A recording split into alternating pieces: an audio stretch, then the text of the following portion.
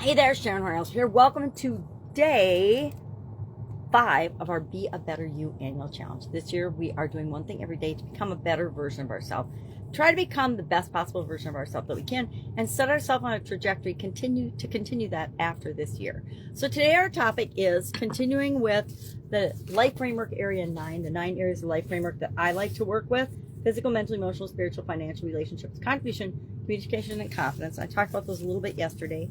But today what we're going to do is we are going to rate ourselves on a scale of either 1 to 10, 1 to 100, 1 to 1,000, whatever works for you. I'm using 1 to 10, and I actually use plus and minuses. I did mine already today to decide if I'm, just like school grading, you get an A or a B plus instead of or an A minus instead of a B plus, whatever. You get to rate yourself.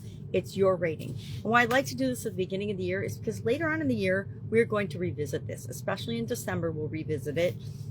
But during the year, as we talk about and spend a month focused on each of the different areas and aspects of the life framework, we will come back and revisit this and say, okay, well, this is where I was at the beginning of this challenge.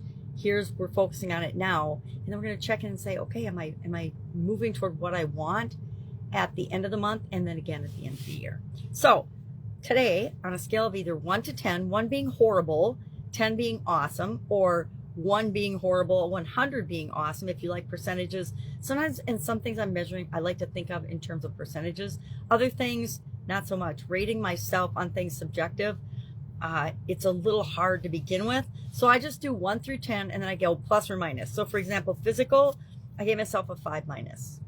Why? Because I've been sick for the last 2+ weeks and feeling terrible. I'm just now starting to feel human again.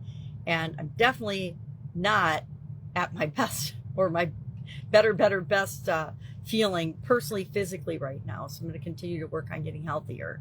And then mentally, emotional, spiritual, financial, relationships, contribution, communication, and confidence. Right, each one of those. And interestingly enough, 7 out of 9 got either a plus or a minus, meaning I don't feel like I'm at a solid 1 through 10 level on any of them, except for 2, which is spiritual and mental. Isn't that interesting? Oh, relationships too.